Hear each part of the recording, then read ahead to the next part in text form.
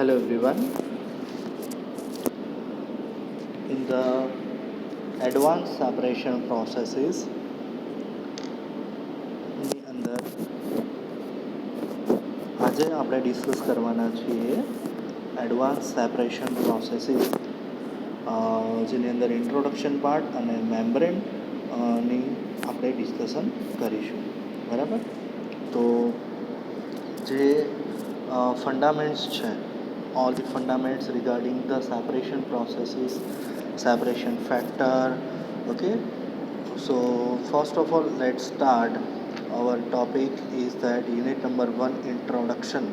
Okay, so in this part we discuss membrane based separation processes की हम discussion करने वाले हैं.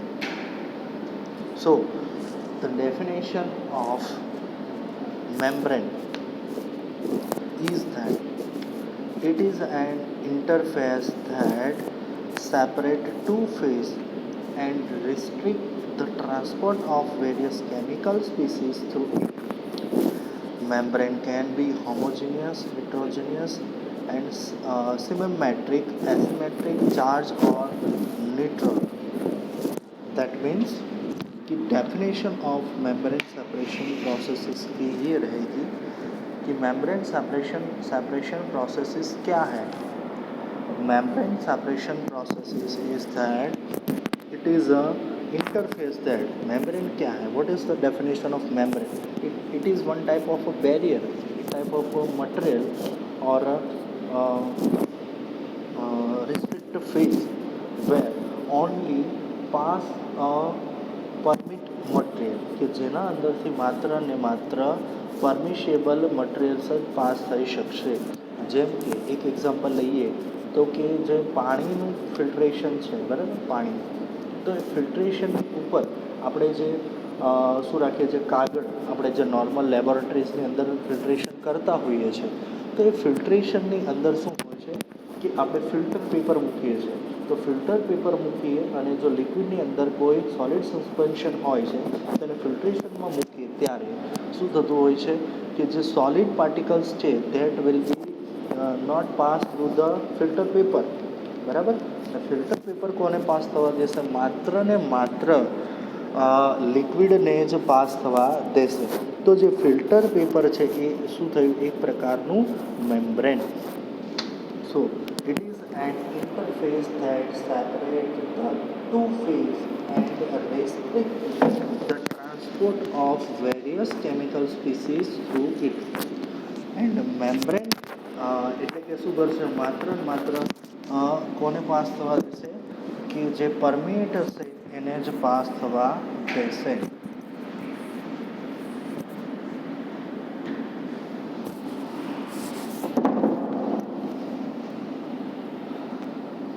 અને સાથે સાથે તેની અંદર રહેલા જેટલા પણ કેમિકલ સ્પીસીસ છે એને પણ શું કરશે? રેસ્ટ્રિક્ટ ટુ ટ્રાન્સપોર્ટ, તેને પણ પસાર થવા દેશે નહીં. મેમ્બ્રેન કેન બી, મેમ્બ્રેનના ટાઈપ છે તો મેમ્બ્રેન હોમોજીનિયસ મેમ્બ્રેન હોઈ શકે છે, heterogeneous. Homogeneous that can be only one phase, heterogeneous એટલે કે એક કરતાં વધારે ફેઝમાં મટીરિયલ હોય તો એના માટે પણ. સિમેન્ટ્રિક દેટ મીન્સ કે મેમ્બ્રેન મટીરિયલ છે એ કોઈ સ્પેસિફાઈડ મટીરિયલનું બનેલું છે. એસિમેટ્રિક છે, પછી ચાર્જેડ છે. ચાર્જેડ દેટ મીન્સ એના પર પોઝિટિવ અથવા તો નેગેટિવ આયન ચાર્જ કરેલા છે અથવા એનો ન્યુટ્રલ છે. તો આ પ્રકારે તેના શું હોઈ શકે છે? ટાઈપ હોઈ શકે છે. Membrane casting. મેમ્બ્રેન કાસ્ટિંગ શું છે?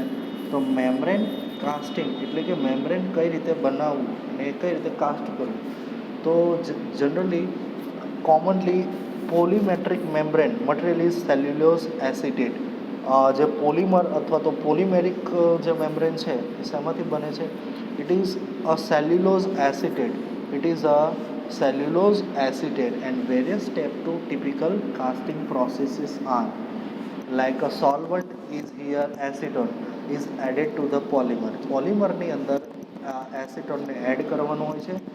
વિસ્કસ સોલ્યુશન ઇઝ પ્રિપેર અને વિસ્કસ સોલ્યુશન પ્રિપેર થાય છે.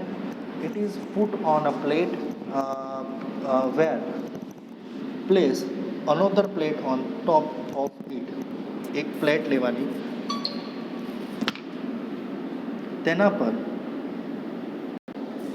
તેના ઉપર મેમ્બ્રેન મટીરિયલને પુટ કરવામાં આવે છે. ધેન આફ્ટર અનોધર પ્લેસ પર શું કરવામાં આવે છે, તેના ટોપ પર શું રાખવામાં આવે છે, બીજી પ્લેટ મૂકવામાં આવે છે. The cap is of the order is 0.20 millimetre.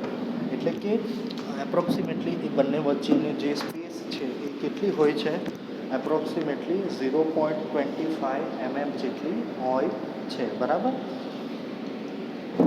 Then give one directional motion to the top plate. કોઈ પણ એક ડાયરેક્શનની અંદર શું આપવામાં આવે છે, પ્લેટને મૂકવામાં આવે છે. A thin film is produced on a bottom plate. એટલે કે બીજી નીચેની જે પ્લેટ છે એ બોટમ પ્લેટ પર શું તૈયાર થાય છે, એક થીન પાતળું ફિલ્મ જેવું એક લેયર બને છે. Take out bottom plate and plate it in the ice water bath. પ્લેટને રિમૂવ કરવામાં આવે છે અને આઈસ વોટર બાથની અંદર પુટ કરવામાં આવે છે. વિચ રિલીઝ ધ ફિલ્મ, કે જે શું થાય છે, રિલીઝ ધ ફિલ્મ, એક ફિલ્મના પ્રમાણમાં હોય છે. Heat treat the film in hot water.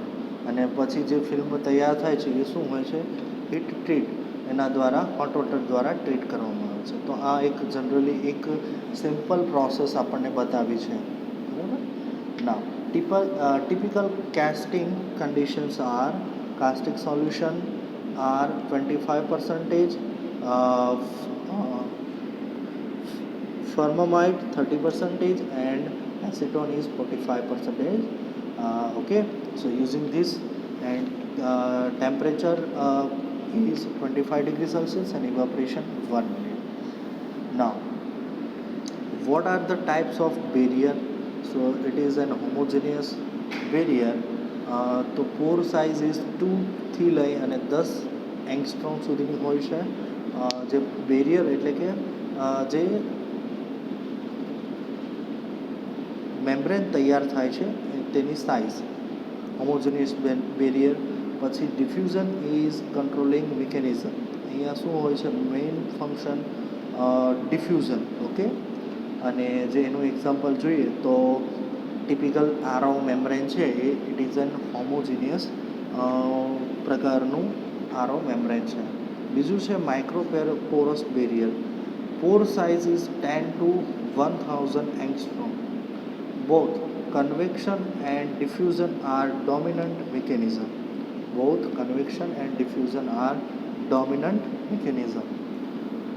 Next is asymmetric barrier. In this case, a thin polymer skin is cast on another polymetric support. તેનો મતલબ એવો થાય છે કે આ જે મટીરિયલ હોય છે એસિમેરિક, તેનો મિનિંગ એ થાય છે કે મેમ્બ્રેન છે તેને ક્યાં મૂકવામાં આવે છે, તેને એક બીજા પોલિમરિક સપોર્ટની પાસે મૂકવામાં આવે છે. Polymeric support it is shown symmetrically in figure 3.1. જેમ કે કોઈ એક સ્કીન છે તો તેના અંડર હેઠળ એક સપોર્ટ મૂકવામાં આવે છે. ડ્યુ ટુ, શાના માટે સપોર્ટ મૂકવામાં આવે છે, because of the reason is that to prevention to breakdown અથવા તો ફોલિંગ. મેમ્બ્રેન ફાટી ના જાય, તૂટી ના જાય. બરાબર. અથવા તો જ્યારે પણ ફોર્સફુલી તેમાંથી લિક્વિડ પસાર થશે ત્યારે તેના પર તેને શું આપશે, સપોર્ટ આવશે. The skin act like a membrane. Skin શું છે, એક મેમ્બ્રેન પ્રકારે જ શું વર્તશે. Since the thickness of the skin is really small. એની જે થિકનેસ છે એ ખૂબ જ ઓછી હોય છે. બરાબર.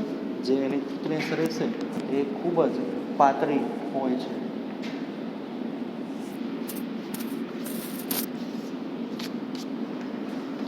ત્યાર પછી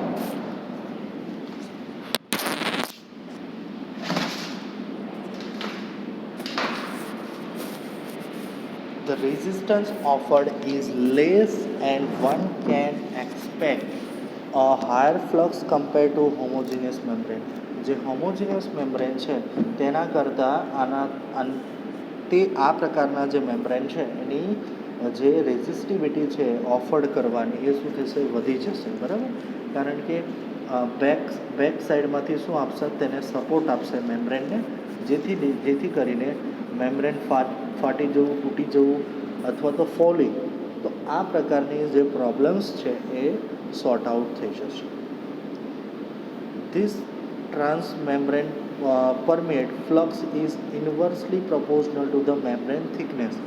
તેના પર લાગતો જે ફ્લક્સ હોય છે કોના પર ડિપેન્ડ કરે છે, તો મેમ્બ્રેનની થિકનેસ પર. If homogeneous barrier is the skin, microporous barrier may be support. Microporous material શું હોય છે, એના સપોર્ટમાં હોય છે. Then next, types of motion of molecules through a barrier. First, permeations. So permeation is dissolution of permeating molecules in the membrane. So dissolution of permeating molecules only in the membrane. Second, diffusion of dissolved molecules.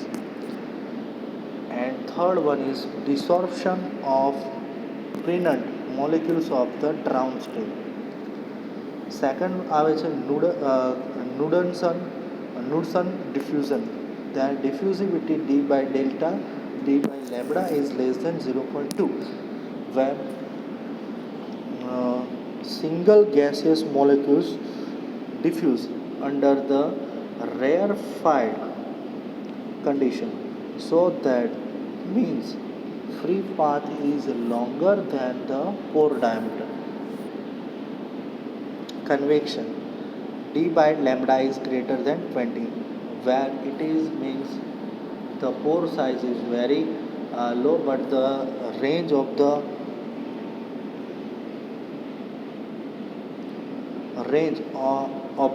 filtration is very high because of viscous flow through the ultrafiltration and microfiltration. Okay, it is also one kind of process. Then categorizations of such a process like RO, reverse osmosis, where small solute particle to be separated, જેના અંદર નાનામાં નાના પાર્ટિકલ્સને પણ આપણે separate કરી શકીએ છીએ, જેનો મોલેક્યુલર વેઇટ 100 કરતાં ઓછો હોય છે, પોર સાઇઝ 2થી લઈને 10 એંગસ્ટ્રોમ સુધીની હોય છે. Pressure is generally operated at a 25 atmospheric.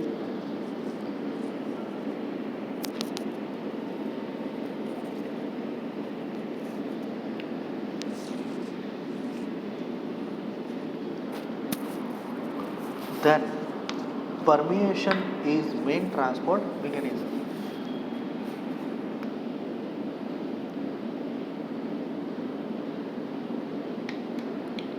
Example is filtration of solution, salt solution.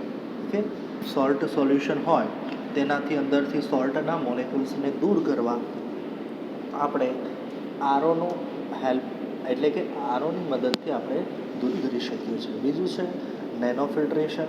Particles to be separated with the molecular weight 200 to 1000 and here pore size is 5 to 20 angstrom. Pressure is generally defined by here is the 15 to 25 atmosphere, where in the RO system the pressure is operated max greater than 25 atmospheric. Okay, particle retention of solid, here also the similar to the salt. Example, filtration of dyes, small molecular weight organisms, etc. are the example of nanofiltration. Then ultrafiltration, here molecular weight in the particle size is 10 raised to 3 to 10 raised to 5, that means 1000 to 1 lakhs.